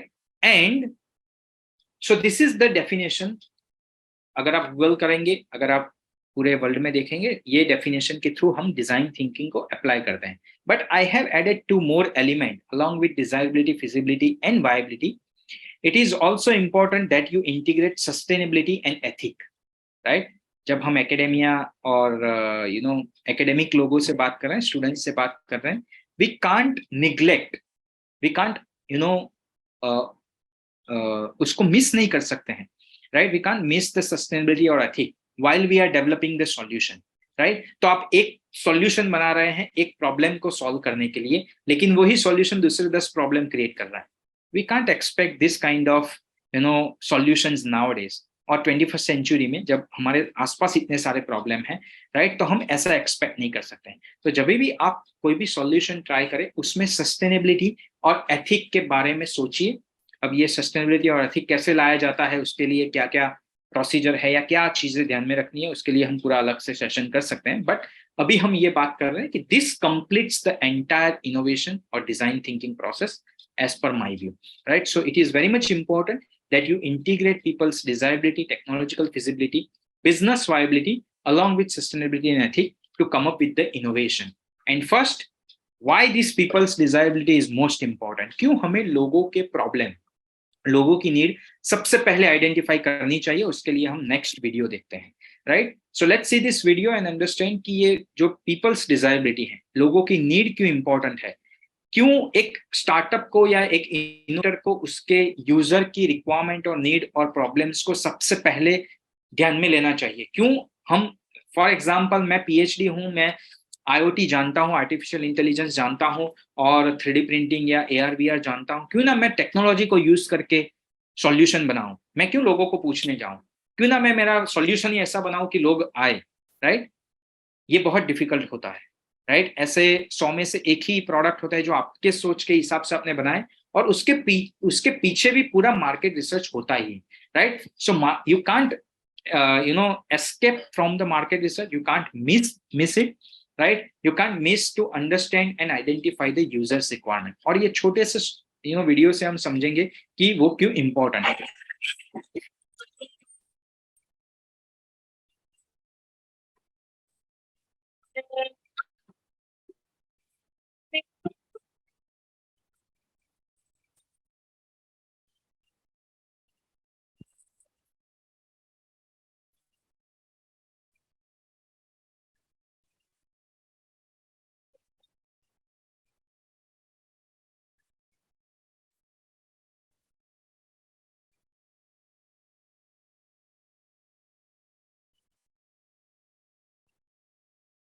Yeah, so we just see that everyone has their own special needs. So in this video, we have understood that neither fox is disabled nor crane is disabled. दोनों में कोई disability नहीं है, लेकिन उनको जो product दिया गया वही गलत है, तो वो यूटिलाइज नहीं कर पा रहे, उसको यूज नहीं कर पा रहे. इवन आप फ्री में देते हो, तो गवर्नमेंट में भी कभी कभी ये गलतियां होती है कि गवर्नमेंट कोई पॉलिसी ला देता है, प्रोडक्ट्स देते हैं, but it is no use for people, citizens, right? क्योंकि गवर्नमेंट ने लोगों की रिक्वायरमेंट और नीड क्या है उसको समझा नहीं है. सो फॉर एग्जाम्पल, अभी स्मार्ट सिटीज की बात हो रही है, राइट? बहुत सारी चीजें स्मार्ट सिटी में ऐसी हैं जो शायद सिटीजन को यूटिलाइज नहीं होगी, या बहुत सारी चीजें हैं जो चाहिए फ्यूचर्स में, लेकिन वो इंटीग्रेट नहीं किया है. आकाश टैबलेट का हमने एग्जांपल हमको पता है और हमने केस स्टडी भी देखा है. तो Aakash tablet was design in with the most advanced technology and सारी चीजें, फीचर, फंक्शनलिटी, सारी चीजें उसको एक 5,000 के प्राइस में दिया था. लेकिन सबसे बड़ी जो गलती थी, वो आकाश टैबलेट गांव में देने वाले थे, right, for digital India mission. लेकिन और वो आकाश टैबलेट जो था वो यूरोप की कोई कंपनी ने डिजाइन किया था. They never came down to India, वो कभी इंडिया में नहीं आए, और उन्होंने देखा नहीं कि भाई जो गांव में या जो रूरल एरियाज में ये टैबलेट दिए जाने वाले हैं, वहां पे लोग कैसे यूटिलाइज करेंगे, कैसे यूज करने वाले हैं. सो उनको ये नहीं पता था कि भाई अपना गुजराती में एम कहवाय कि 12 गांवे बोली बदलाय, right? So we have multiple dialects and multiple languages. So उन्होंने इंग्लिश में प्रिपेयर किया, सारी चीजें इंग्लिश में थी. People were not able to use it, लोगों ने यूज कर ही नहीं पाए, right? So you need to understand what your people's requirement, उनकी स्पेशल हिडन नीड्स क्या है, राइट? सो जब आप ऑब्जर्व करने जाओगे मार्केट में, राइट, सब आपके जो भी स्टेक होल्डर है, जो भी यूजर हैं, उनकी अलग अलग नीड होगी. You have to focus, you have to divide all the needs, in particular, with the particular problem. So जो बड़ा problem है उसको divide करना पड़ेगा माइक्रो लेवल पे, and you need to see कि सबसे बड़ा problem या सबसे painful issue क्या है, सबसे essential need क्या है, और वो जो नीड है बहुत सारे लोगों के लिए हो सकती है, राइट, आपके डोमेन में. उसको पकड़िए और उसको सॉल्व करने की ट्राई करिए using your technology. Technology will be very much important, but technology is not all the things, technology is not everything. You will not start with the technology, right? You will end with the technology, right? So do not start with, let's say, मुझे farmer के लिए, मान लो कि आप north Gujarat में farmers के जो प्रॉब्लम है उसको मैं सॉल्व कर रहा हूँ, राइट? और आप लोग 4 लोग इंजीनियरिंग अगर स्टूडेंट हो, और आप मान लो कि इंटरनेट ऑफ थिंग्स, IoT से आप इलेक्ट्रॉनिक्स इंजीनियर हो, IoT से आप सॉल्व करना चाहते हो because you are IoT expert. आपने एक IoT का डब्बा बना दिया फार्मर के लिए based on the hypothesis, based on the problem that you think कि फार्मर को होंगे, राइट? आपने सोचा कि ये प्रॉब्लम होंगे फार्मर के, 4 लोगों ने मिलकर ब्रेनस्टॉर्मिंग किया, अपने न्यूज से और सोशल मीडिया से फार्मर्स के प्रॉब्लम इकट्ठा किए। आपने 6 महीना SSIP का फंड या गवर्नमेंट फंड लगा के 5-6 लाख रुपए लगा के वो 6 महीने बाद वो आपने प्रोडक्ट बनाया। और जब आप प्रोडक्ट मार्केट में लेके जाते हो, मतलब फार्मर के पास लेके जाते हो, फार्मर देखता है और बोलता है कि यार भाई ये क्या डब्बा बना दिया, आंसू लईने आव्या छो, right? It is no use for me, मुझे इसकी जरूरत नहीं है, या मेरे जो प्रॉब्लम है ये सॉल्व नहीं करेगा, मेरे प्रॉब्लम तो अलग है, आपने मुझे पूछा तो होता, right? And then you will think oh, फिर आप क्या बोलोगे वापस आके सर को या गवर्नमेंट को या किसी को भी, जब जो आपके मेंटर है, कि सर उनको तो कुछ समझ में नहीं आता है, देहाती लोग है, गामड़ा वाला છે, રાઈટ? આટલું મસ્ત ટેકનોલોજીકલ પ્રોડક્ટ છે, 21st સેન્ચુરી, આને US માં વેચ્યું તો બધા લઈ લે, પણ અહીંયા આ લોકોને ખબર નથી પડતી. So they are not wrong, you are wrong because you haven't identified their special need. So उनके प्रॉब्लम तो उन्होंने आपने देखा ही नहीं, तो उनको IoT बेस्ड डब्बे की जरूरत नहीं है, उनको कोई प्रोसेस की जरूरत है, उनको कोई सर्विस की जरूरत है, उनको मोबाइल एप्लीकेशन की जरूरत है, या उनको एक सिंपल मैकेनिकल टूल की जरूरत है, राइट? आपके आर्टिफिशियल इंटेलिजेंस या इमर्जिंग टेक्नोलॉजी वाले डब्बे की जरूरत है, right? So kindly identify the real need and problem of the user. And ये जो प्रॉब्लम है, जो स्पेशल नीड है, वो हिडन होंगे, इजीली अवेलेबल नहीं होंगे, तो आपको बहुत बार उनसे इंटरेक्ट करके बारी बारी जाके आपको again and again you have to go back, right, and refine your learning about the problem, and then you come up with the insights, root cause of that problem. And एक बार problem मिल गया और सच्चा problem मिल गया, solution लाना बहुत easy है, right? मान लो कि आपने राइट नीड, फार्मर की जो सही रिक्वायरमेंट है, सही प्रॉब्लम है, उसको आइडेंटिफाई कर लिया, और इवन वो जो प्रॉब्लम है वो IoT से सॉल्व होता है फॉर एग्जांपल, और आपको IoT नहीं पता है, तो क्या हुआ? हायर द बेस्ट IoT और artificial intelligence engineer, PhD level engineer, भले आप 12th पास हो, राइट, या आप आर्ट्स कर रहे हो, कॉमर्स कर रहे हो, आप IIT दिल्ली से, बॉम्बे से आर्टिफिशियल इंटेलिजेंस के या रोबोटिक्स के इंजीनियर को हायर करो एंड उनको बोलो कि ये प्रोडक्ट बना के दे, right? They will do it for you, right? तो टेक्नोलॉजी इंटीग्रेट करना आज के जमाने में इतना मुश्किल नहीं है। आपको बिजनेस समझ में नहीं आता है, मार्केटिंग कैसे करेंगे, लॉन्च कैसे करेंगे, right? Hire some MBA guy from the IIM Ahmedabad, right? But ये दोनों लोगों को, इंजीनियर और MBA गाय को, ये नहीं पता होगा कि फार्मर की नीड क्या है, राइट? और इसीलिए एक इनोवेटर के लिए, एक एंटरप्रेन्योर के लिए, राइट, और एक प्रॉब्लम सॉल्वर के लिए, all engineers are the problem solver और needs to be problem solver, do not just become the managers, right, of the processes, become the problem solver. So ये सब लोगों के लिए to identify people's desirability is the very important thing. Technological feasibility, business viability easily integrate हो जाएगा। अगर आपके पास right problem है तो ही राइट सॉल्यूशन होगा, अगर प्रॉब्लम ही गलत है सॉल्यूशन भी गलत आएगा, फिर आप ये पूरे सर्कल में घूमते ही रहोगे, आइटरेट करते रहोगे, बारी बारी लॉन्च किया वापस लाए, लॉन्च किया वापस लाए, ये किया वो किया, होगा ही नहीं, right? But if you want to minimise that cycle of iteration, iteration तो होगा, 1 बार 2 बार 10 बार 20 बार 50 बार 100 बार आइटरेशन हो सकता है, लेकिन जो वो 1000 बार होगा उसके सामने आप 100 बार कर रहे, right? So you will reduce the time, money, resources, and the failure of chances through using design thinking and innovative processes, right? And that is why this report says that दुनिया में जितने भी स्टार्टअप होते हैं 80-90% startup fail हो जाते हैं। सो उससे डरने की बात नहीं है, because during the student life अगर आप 1-2 बार फेल भी होंगे ना, तो आपको बहुत सारी चीजें सीखने को मिलेगी, if you have the learning attitude, learning mindset. So जब भी आप स्टूडेंट लाइफ में अगर कुछ प्रोडक्ट या एक्सपेरिमेंट कर रहे हैं, स्टार्टअप कर रहे हैं, keep the learning mindset, learning attitude, do not focus on making money, वो तो आएगा ही, अगर लर्निंग एटीट्यूड है बाद में वो आएगा, राइट? लेकिन अभी जो है आप लर्निंग के ऊपर फोकस करिए। Even if you fail don't worry, right, try it again. एक बार फेल होंगे, आपको समझ में आएगा कि कहाँ पे गलत हुए हैं, राइट? आइडिया में गलत हुए हैं, रिसर्च में हमने मिस कर दिया, राइट? प्रोटोटाइपिंग में गलत हुआ, प्रोटोटाइप करके टेस्ट नहीं किया और सीधा लॉन्च कर दिया, आपको समझ में आएगा, right? And out of that 80 to 90% startup which are failing, 42% startups are failed because there is no market need.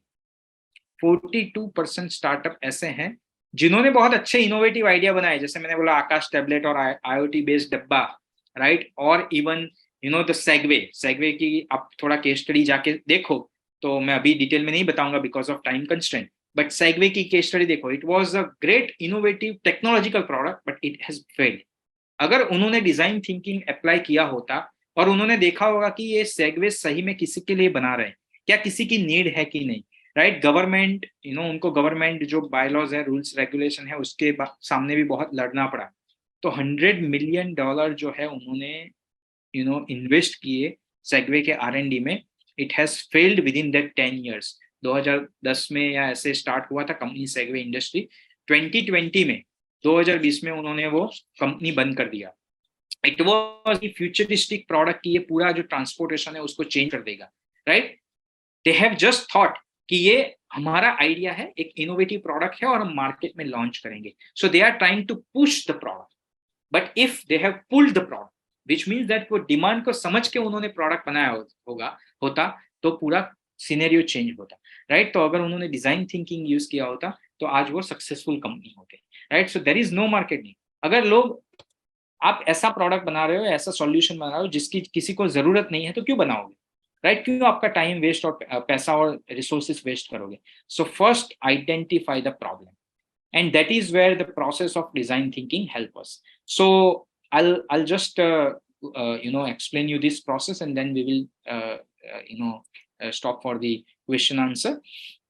So there are various models, whereas there are various processes available globally for design thinking. लोग अलग अलग type के process use करते हैं, and it is because design thinking is a intuitive and creative process, right? वो mindset है।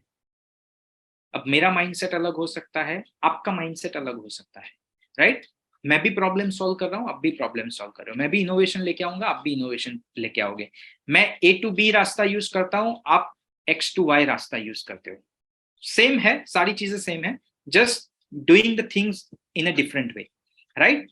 सो आई am not saying कि अलग अलग लोगों ने जो प्रोसेस दिए हैं वो गलत है, right, but we need to understand that what is the common thing, how this process can be applied, right? And आप उसको जो भी steps देने हैं, नाम देने हैं, वो दे सकते हैं। तो मैं आपको कुछ जो फेमस मॉडल है वो दिखाऊंगा and then we will discuss. So ये है स्टैनफोर्ड डिजाइन स्कूल का design thinking process, which is mostly used. People are using it, in their designing the things, innovation and startup के लिए 80 to 90% people across the world are using Stanford model because Stanford has pioneered it. उन्होंने सबसे पहले research. तो अगर आप history में जाओगे आपको समझ में आएगा कि Stanford is a pioneer behind the design thinking research. और उन्होंने ये 5 स्टेप का प्रोसेस दिया: empathise, define, ideate, prototype and test, right. अब हम आइडियो का प्रोसेस देखेंगे, जो हमने अभी डेफिनेशन देखा आइडियो ने जो दिया था।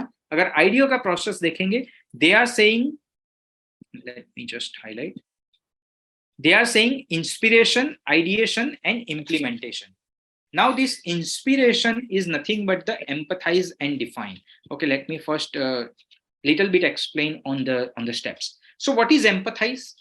Empathize is identifying a problem, understanding the needs of the people, understanding the market gap, understanding the perspective of the user.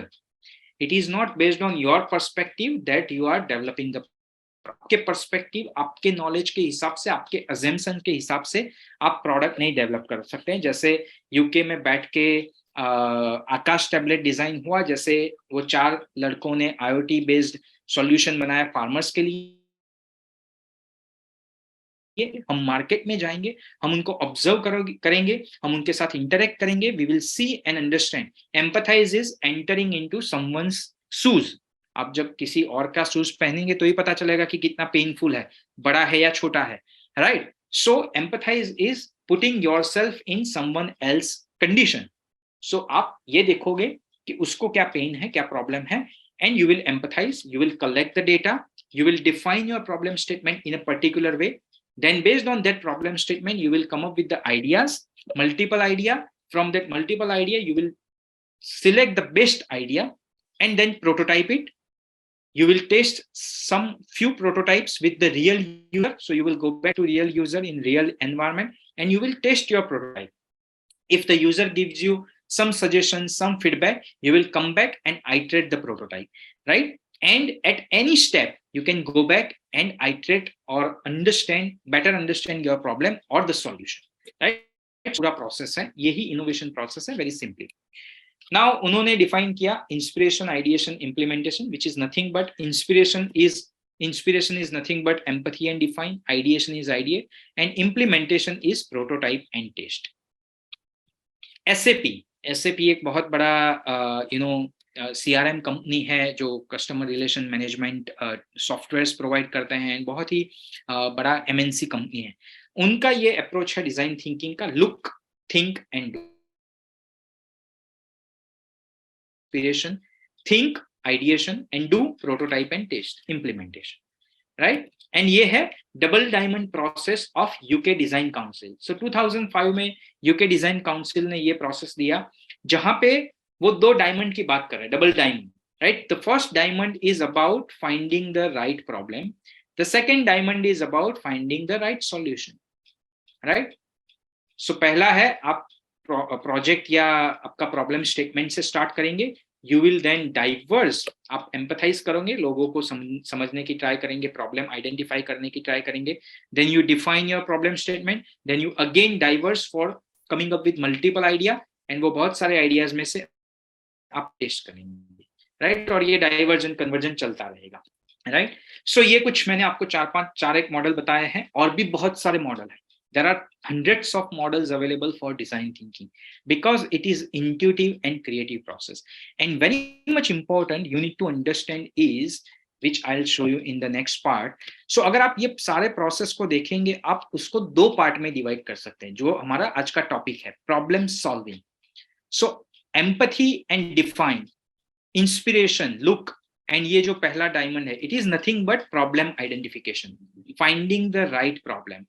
Right? So ये जो एम्पैथी डिफाइन है वो है problem identification, and ideate, prototype and test, ideation, implementation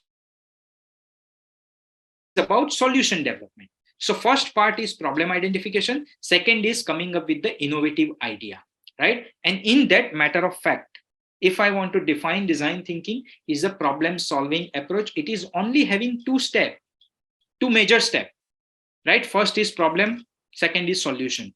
अब ये दोनों major step को, ये बड़े जो फेजेस हैं, उसको आप कोई भी स्टेप में डिवाइड कर सकते हैं. स्टैनफोर्ड ने 5 स्टेप में किया, इन्होंने 3 स्टेप में किया, इन्होंने 3 में किया, ये 2 स्टेप में किया. आप वो 2 स्टेप को किसी भी स्टेप में डिवाइड कर सकते हैं. You can develop your own process. This is that simple, right? लेकिन आप जब गूगल पे जाओगे और डिजाइन थिंकिंग के बारे में लिखोगे तो आपको ज्यादातर लोग, 80% लोग ये बताएंगे कि design thinking is a 5 step process. क्यों? क्योंकि वो स्टैनफोर्ड का प्रोसेस फॉलो करते हैं, right? So but that is not true. I am not saying it's a wrong, but it can be any step. It is a non linear iterative process and it is only having a major 2 step. And उसके base पे हमने, क्योंकि हम लोग गुजरात के startups और students के साथ काम करते हैं, इंडिया में कंटेक्चुअली अगर हम देखें तो हमने हमारा 6 स्टेप का प्रोसेस डेवलप किया है. It is similar to all these processes. I am just showing to you for better understanding. So will start with the observation and empathy. Observation and empathy goes hand in hand. लेकिन जब हम India में सबसे पहले empathy की बात करते हैं कि भाई डिजाइन थिंकिंग में पहला स्टेप है एम्पैथी, तो लोगों को जल्दी समझ में नहीं आता है. इसलिए हम स्टूडेंट्स को बोलते हैं कि जब आप 1-2 दिन, 5 दिन, 1 week, 2 week, based on the project and the complexity of the project, हम ऐसा बोलते हैं कि 2-4-5 दिन आप ऑब्जर्व करके आओ, सिर्फ डेटा ऑब्जर्व कलेक्ट करके आओ. देन दे रियलाइज कि उनके साथ बात भी करना है, डिस्कस करना है, and then they start empathising with them. इसलिए हमने ये 2 स्टेप को सिर्फ अलग किया है with different 2 steps, right? So it is nothing but empathize, right? So observation, empathy, which also goes hand in hand. ऐसा नहीं है कि पहला वीक ये और दूसरा वीक ये साथ में ही चलता है. Then you define your problem statement. Then you ideate, ideation होगा, बहुत सारे solutions हम लेके आएंगे. Then we develop the product development, prototype and test, right? So ये process जो था उनका 5 स्टेप, 3 स्टेप, उसी को हमने 6 स्टेप में डिवाइड किया है. You can see the bi-directional arrow, which means that this entire process is an iterative process. You can go back to any step.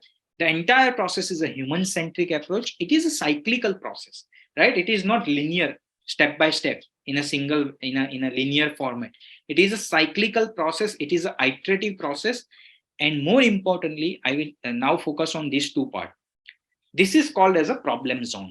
आप जब ऑब्जर्वेशन, एम्पैथी और इनिशियल आइडिएशन फेज में होते हो तो आप प्रॉब्लम के ऊपर फोकस करते हो.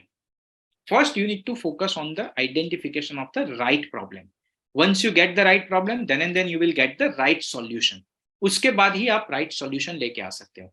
If you do not focus on the problem zone, which means that अगर आप problem zone में enough time नहीं करेंगे और हम सीधा अगर solution पे jump करेंगे, right? और जब आप टेस्ट करने जाओगे, यूजर बोलेगा मैंने ऐसा नहीं बोला था, मुझे ये नहीं चाहिए था, मुझे ये चाहिए था, एंड आपको वो आइटरेशंस बहुत बार करने पड़ेंगे, and you may fail miserably, right? So यहाँ पे हमें सबसे ज्यादा फोकस करना है आइडेंटिफिकेशन ऑफ द प्रॉब्लम. इसलिए मैंने बोला कि identifying people's desirability is the most important task. You can't miss it, you can't skip it, right? Focus and allot enough time for identifying a problem, come up with the right problem, then and then you can come up with the right solution, right? So it is basically a problem solving approach. You can divide the entire process in two major zone or phases or steps, which is a problem and solution, and that is why we call it a problem solving approach, right? So I think Lavina ma'am, we would stop here. If there are any problems, questions, anything related to this, what we have discussed, we can take it ahead. We can take some questions. Sure. If you have any questions, please drop your questions in the chat box.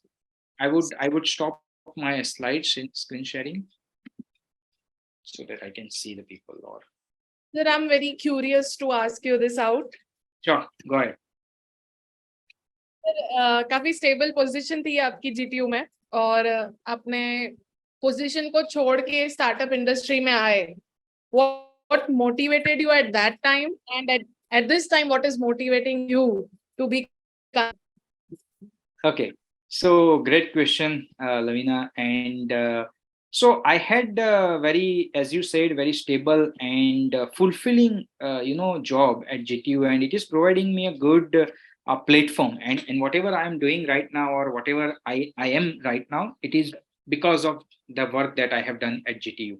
So मैंने जो GTU में काम किया उसकी वजह से ये, and of course Nagarajan sir को मैं वहीं से जानता था GTU से. So the first motivation is to I'm very passionate about this design thinking, innovation and entrepreneurship, and that is why we have kept that core area as the working area for my startup. तो GTU में भी मैंने ये design thinking का course engineering के लिए हमने introduce किया था, and every semester around 1 lakh student जो है वो ये कोर्स सीखते हैं. तो the first the motivation is taking this the subject and learning of it to bigger masses, right? And GTU में तो हमने अच्छे से अभी रन हो रहा है course, and because of that हमें बहुत सारे SSIP में भी स्टार्टअप्स और आइडियाज मिल रहे हैं. तो बहुत सारे जो SSIP के हमारे GTU के स्टार्टअप हैं या जो आइडियाज हैं, वो ये डिजाइन इंजीनियरिंग, जिसको हमने डिजाइन इंजीनियरिंग बोला था बिकॉज हमने इसको इंजीनियरिंग में अप्लाई किया था, तो हमने वहां से बहुत सारे स्टार्टअप आ रहे हैं. तो नाउ द फर्स्ट मोटिवेशन की यार GTU में तो हमने किया है, now there is some limitations now going beyond, and मैं बहुत कॉलेज और इंस्टीट्यूट के साथ नहीं जा पाता था, तो इसलिए मैंने फिर सोचा कि मेरा खुद का कंसल्टिंग स्टार्ट करता हूँ, so that I can go to another school, colleges and universities. So we are working with various institute, universities and incubation centers nowadays in India and across the world. The second thing is I always wanted to become entrepreneur. So जब मैंने मेरा master product design में किया है US से, so when I came back, I want to take some experience in education field, and because I wanted to start my own design and innovation studio. So मैंने बोला कि बच्चों के साथ और फैकल्टी के साथ अगर काम करने को मिलता है तो इससे अच्छा एक्सपीरियंस हमें नहीं मिल सकता है, बिकॉज इंडस्ट्री में आप एक पर्टिकुलर इंडस्ट्री में जाते हो और पर्टिकुलर इंडस्ट्री के प्रोसेसेस को समझते हो और उसमें सीमित रह जाते हैं। बट स्टूडेंट्स के साथ जब हम प्रोजेक्ट पे काम करते हैं तो every project has a different opportunity and it brings different learning. So वो लर्निंग माइंडसेट मैंने पहले से ही रखा था, and I try to learn as well as collaborate with the people and making the networks, and which is helping me a lot right now. So second ये था कि मुझे मेरा खुद का एक डिजाइन और innovation consulting work studio start करना है, जहाँ पे मैं अलग अलग स्टार्टअप और उनके साथ काम कर पाए। एंड अगर आपने देखा होगा कि डिजाइन थिंकिंग जो है एक माइंडसेट है, एक अप्रोच है, it's a way of doing the things, it's a way of innovating things. So आप जब भी नए स्टार्टअ और प्रोजेक्ट्स के साथ काम करते हो तो आपको हर एक बार अलग लर्निंग और अलग अपॉर्चुनिटी मिलती है। एंड आप you are not doing the same stipulated kind of job, desk job जो हर रोज हम करते रहते हैं। तो कहीं ना कहीं इंस्टीट्यूट में भी वो एक हो जाता है कि हम भले इंक्यूबेशन सेंटर में काम कर रहे हैं या वहीं पे बैठ के काम कर रहे हैं, लेकिन कुछ चीजें जो एडमिनिस्ट्रेटिव होती है तो वो ज्यादा, और बहुत बार वो ज्यादा हो जाती है। तो इसकी वजह से भी मैंने फिर सोचा कि चलो let's try my own thing, end of course the learning opportunity, growth opportunity, as well as money. At the end of the day, whatever we are doing is making money, because even if I have to do some social work or do it at later stage, maybe I need money, right? And मैं हर एक बार social entrepreneurs को भी बोलता हूँ कि do not just rely on the government grants or CSR fund, क्योंकि आप कब तक चलाओगे, गवर्नमेंट आपको कब तक ग्रांट देगा, कब तक CSR फंड चलाओगे। हमारे हर एक गवर्नमेंट स्टार्टअप का जो पॉलिसी है वो 3 साल के लिए है। तो गवर्नमेंट भी यही चाहती है कि 3 साल में आप अपने बलबूते पर खड़े हो, ग्रोथ करो, और फिर आप यू गिविंग इट बैक। तो ये भी था एक कि भाई एक तो अगर कहीं पे आगे जाके लोगों को भी सपोर्ट करना है, फंडिंग करना है, तो we need to have stable income for the family as well as for helping the people. So ये 2-3 रीजन थे, और उसकी वजह से and the desire, I mean basically the desire to become an entrepreneur, वो एक सबसे बड़ा रीजन था कि चलो इसको स्टार्ट करते हैं। Yeah, so I think that is that question है चैट बॉक्स। राजेश जी एक क्वेश्चन पूछ रहे हैं, how can a person come to know that he has some quality of innovative skill? What are the signs that make you feel that you can be an innovator or idea creator? It can be achieved through experience or in a DNA, especially in your case. Sir के case के बारे में भी जानना चाहते हैं आप Rajesh ji? Yeah. Just a minute. Yeah. Just starting my. Okay. So great question, Rajesh sir, and I would like to mention here that Rajesh sir is my mentor and teacher. He's my tuition teacher when I was a kid, and I pay tribute to him. Whatever I am right now, a huge उनका बहुत ही बड़ा contribution है. So thank you, sir, for being my teacher. And so Sanil, sorry, you were saying something? अभी उन्होंने काफी सारी initiative लिए हैं अभी उन्होंने, तो मुझे लगता है काफी इम्पैक्टफुल है वो अपनी पूरे थ्रू आउट द जर्नी में। राइट। सो सर आपका जो क्वेश्चन है, how can a person come to know, there are 2 theories when I was also researching for my venture, and हम लोग भी जब कुछ कोर्सेज डेवलप कर रहे थे एंटरप्रेन्योरशिप के ऊपर, तो बहुत सारे प्रिंसिपल्स, डायरेक्टर और एक्सपर्ट ने भी हमें पूछा, और हम लोगों ने भी रिसर्च से ये पता लगाया कि there are 2 theories going on in the world for entrepreneurship or for innovation.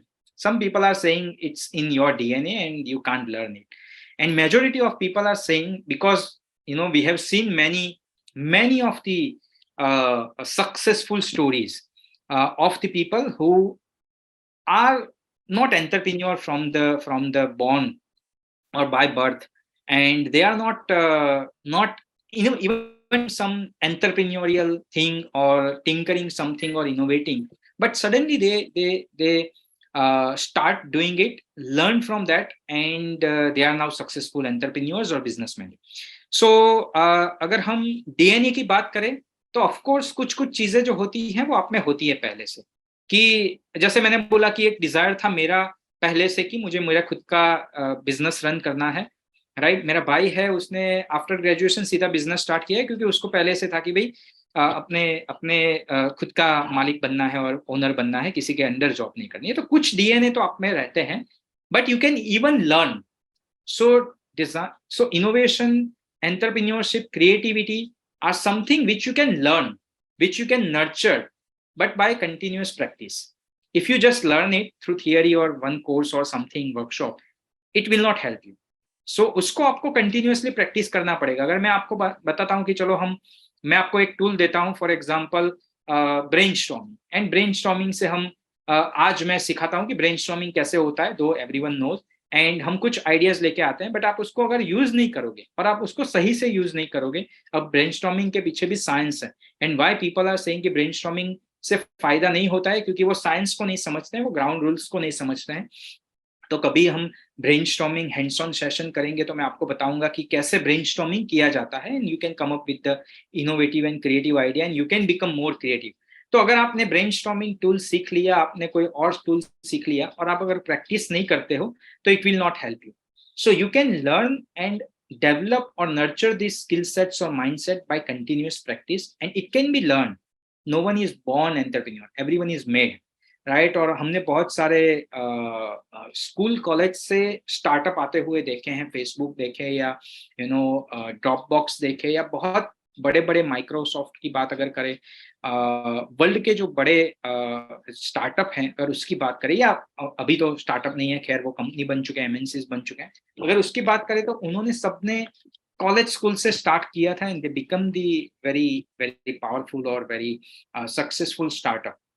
So I would like to say, Rajesh sir, and all the students, that you can always learn, nurture, and develop your entrepreneurial and innovative skill sets by continuous practice. So Eklavya, मतलब हमको तो वो motivation लेने की जरूरत नहीं है कि हमारे तो संस्कार में है कि एकलव्य ने भी वो प्रैक्टिस से ही सीखा था, और बहुत सारे लोगों ने ऐसे किया है। सो हमने वो कहानी भी सुनी है कि वो उसने काट के रेखा बना दी थी कि भाई आपके हाथ में वो लक की रेखा नहीं है, तो ये रेखा है। तो आई मीन वो तो जाहिर सी बात है, हमारे इंडियन कल्चर में तो हम यही मानते हैं कि कंटिन्यूअस परसिस्टेंस प्रैक्टिस से वो सीखा जाता है। एंड बहुत बार जो सक्सेस हम देखते हैं वो टिप ऑफ द आइसबर्ग की तरह होता है, उसके पीछे का जो हार्डवर्क है और वो लोगों को नहीं दिखता है, right. So I think sir, I have satisfactorily answered your question. Yeah. Because of time constraint, we would end the session here, and we would like to invite you again, sir, for like Sure, brainstorming anytime. session. I would be very again. happy to interact with the young minds, and anytime please let me know. Mutually we can decide the time and do it again. Yeah. So if जिनको भी कोई भी questions हैं, आप www.amritmehsana.com पे जा सकते हैं। आप हमको ईमेल भी कर सकते हैं amritmehsana@gmail.com पे। फेसबुक, इंस्टाग्राम पे हम लाइव हैं, ट्विटर पे भी लाइव है, आप हमको मैसेज ड्रॉप कर सकते हैं। हमारा कॉन्टैक्ट नंबर वेबसाइट पे अब अपडेटेड है, आप हमको डायरेक्ट कॉल भी कर सकते हैं। और उसके बाद भी अगर आपको लगता है कि आपके आइडिया को कोई चोरी ना कर ले, या आपको कोई भी ऐसे डाउट्स है, तो आप डायरेक्टली कलेक्टर ऑफिस में भी आ सकते हैं। हम आपके बैठ के जो भी आपको जिस भी तरीके से मदद चाहिए रिसर्च एंड डेवलपमेंट में या फंड रिलेटेड, हम आपकी मदद करेंगे जितनी भी हमसे हो सकती है। तो thank you so much sir for coming, and we would like to have you again. Thank you very much for the invitation, and it was a great interaction with all of you. Thank you. Thank you. Good day.